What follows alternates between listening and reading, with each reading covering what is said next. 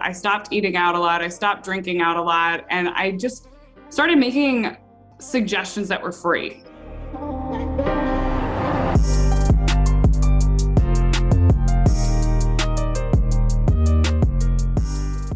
I stopped eating out a lot. Like I used to eat out multiple times a weekend where you're like going to brunch and then you're going out at night and all of those things. And for me, having more of an awareness of it, it made budgeting and my life, it just kind of combined them together because I was now more mindful of my money. And now I had a plan. I knew that if I stuck to this plan, if I stuck to this budget, I could be debt free or I could, retire early someday. So knowing that and knowing like this is getting me closer to my ideal life, this is getting me closer to my goals, made it so much easier to stick to a budget. Because before, when I was budgeting with the envelope method, I didn't really know why I was budgeting. It was just kind of like, yeah, I'm supposed to be good with money. This is what you're supposed to do as an adult. Where I was like, I got really clear on why I wanted to do this. So it was a lot easier for me to say no to things. It was a lot easier for me to decide to pass up going out to brunch and like offer another solution, say like, let's have breakfast here, or let's do those things. So I think in the way that it changed, I stopped eating out a lot. I stopped drinking out a lot. And I just started making suggestions that were free. So it's like my friends, I've never had a friend say, like when I've made a suggestion to do something free, I've never had somebody say, oh yeah, I hate saving money. Like, no, I don't want to do that. Like usually if you offer a free suggestion, I've noticed your friends are like relieved because I think everyone is trying to save money, even in the back of their conscious. Everyone likes saving money if that becomes an option. But I think a lot of people, their go-to is like, let's go do something, not what can we do to like, that's still hanging out, still together and free. Were you worried that you would like appear as if you're cheap or something, or not cool anymore because suddenly you just don't want to go anywhere and spend money, or is that just not reality?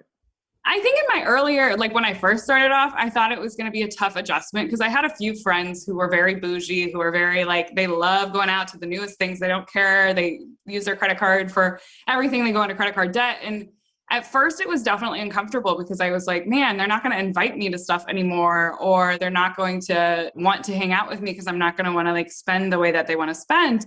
And what I've learned is that the people who are bothered by that and the people who don't want to hang out with me because of that, that's really a reflection of them. And ultimately, it's not really the kind of people I want to surround myself with. So I did lose some friends, but it was friends that I really didn't feel connected to anyway. We had different values. So it was like, those were my friends who were like, let's go out on the town kind of people. But I have changed since then. Like now I don't try to keep up with the Chicago scene.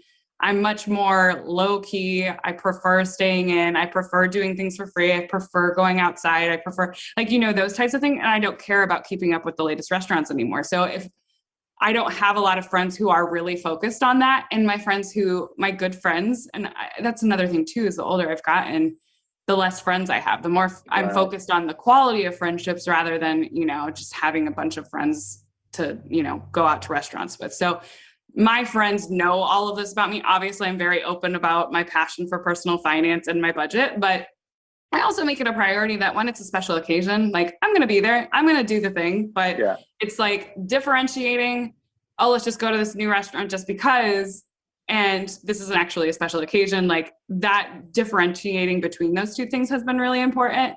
And what I found too is that my close friends, they like doing the same things I like doing. They like having dinner at home. They like cooking together. They like just hanging out and watching a movie. They like going for walks and things like that. So I feel like this journey has actually improved my friendships and made me closer to the people who have similar values, or at the very least, love me for who I am. And that doesn't bother them that I don't want to necessarily do things that take a lot of money if I'm not really into it. If I'm really into it, if it's something I'm really excited about, I'll totally spend money on it.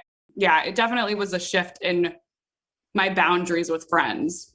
Financial health is a lifestyle, right? Similar to physical health or mental health as well. Like it's something that happens on a consistent basis, and people that are around you are so important, right? So, and it's sometimes the payout is a little bit later as well.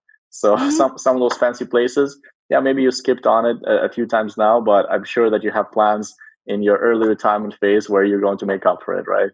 It's choosing where you really want your money to go. And once you have that mindset of like you saying yes to one thing is saying no to something else. And like, I want to say yes to myself. I want to say yes to things that I really care about. And I want to say yes to the life that I want. And that perspective makes it so much easier to say no to things that you don't care about. I used to say yes to everything. Every time my friend wanted to go to a new opening or a show or a new restaurant or a concert or all of those things, it didn't matter if I didn't care about that show or I didn't care about going to that. It was just like, yeah, I'll go. Yeah, I'll go. Yeah, I go. I used to live in China before this.